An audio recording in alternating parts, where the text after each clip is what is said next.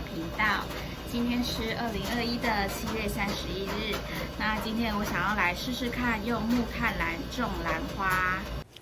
今天呢，我就去了五金行买了一袋的木炭。那真的不要问我想要就什么木炭会比较好，因为我也就是去五金行买，然后就是也来试试看。然后我把木炭呢，就是稍微选一些比较小块的出来，因为到时候如果要种的话，就是需要就是把它剁碎一点，所以我想说，如果选小块一点的话，我在就是把它变小块的时候也会比较好处理这样子。那为什么我会想要用木炭来种兰花呢？是因为刚好我手上有一些兰花，就是有一点点感觉是烂根吧，还是什么的，我也不是很清楚，反正就好像病恹恹的。然后因为我就去查了一些资料，就有人说，用木炭就是很好逼出气根，然后叶子也会长得比较茂盛，所以我就想说，那我就买木炭来试看看。那现在呢，我现在就是要用就是随手可得，就是我的铲子，然后把这些木炭剁碎一点，就是比较好放入杯子里面，就把它剁碎一点这样子。然后大概碎度呢，我是抓大概一个10元硬币的大小啦，就是不要太大，也不要太小，这样放在容器里面呢也比较好装，然后那些兰花的根啊也比较不会被压到。对，就大概这样子，10元的大小，就稍微就是给它敲一下。然后会不会成功呢？我也是不知道，因为像我现在这个暑假，我真的是比较有空啊，就是可以来用这些我以前种的兰花。然后我就想说，可以用一些比较不一样的种植方式来种看看。那之后的影片我也会分享我用了哪些种植方式。那这些种植方式呢，不一定适合每一个地方的环境。像我住南部的话，就是比较热，湿的话应该是还好，比较热一点。所以呢，我现在就是在找说自己适合的种植方式。当然，如果有其他花友有推荐的种植方法的话，也欢迎到底下来留言给我，我都会一一的来看。那现在我就是在把它剁碎一点，就是放到容器也比较好放，因为我的容器也没有很大，所以我希望它可以碎一点。接下来我就是用1桶水。那最近因为下雨的关系，我又收集了一些雨水，所以我就把雨水拿来洗这些木炭。我是不知道雨水可不可以拿来洗啊，但我就想说节约用水嘛，前阵子缺水也缺得蛮严重的，所以我就想说就顺便拿来用。当然我知道水质是会影响花的生长，但因为这部分我就没有特别研究。那如果有经验的花友，也可以在下面留言跟我说什么样的水质比较适合种兰花。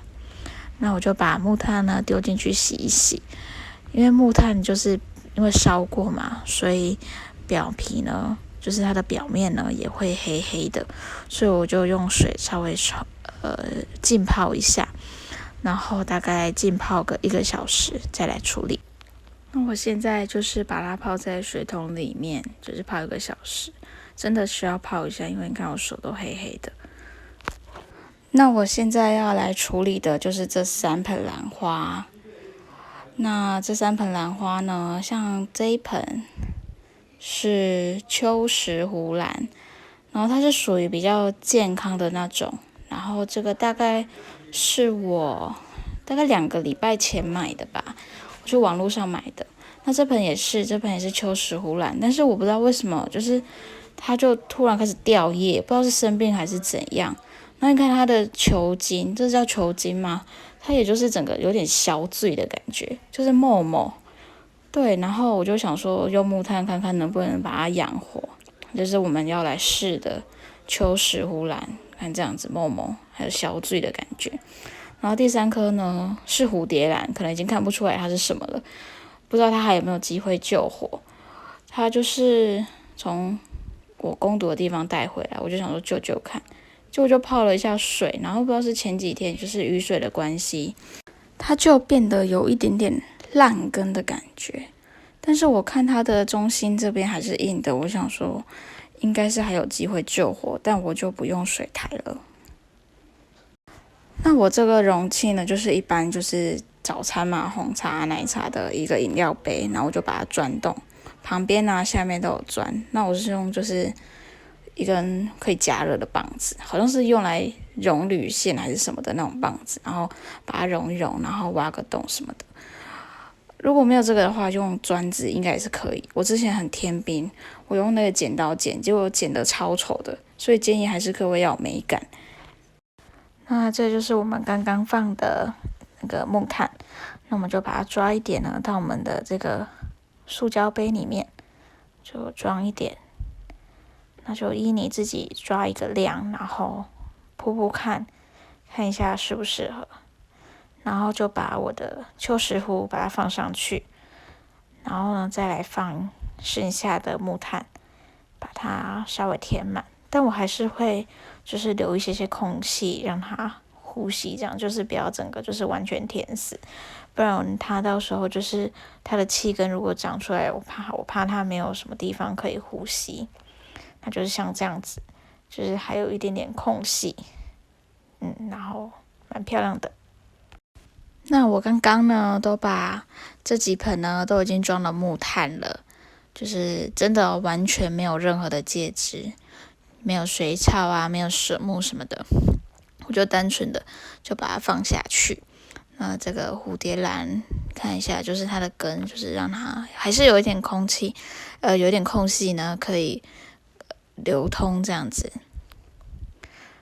那有一盆呢是3盆都是不太一样的特性啊，就中间这个就是有点快挂掉的秋石斛，然后这个是很健康的秋石斛。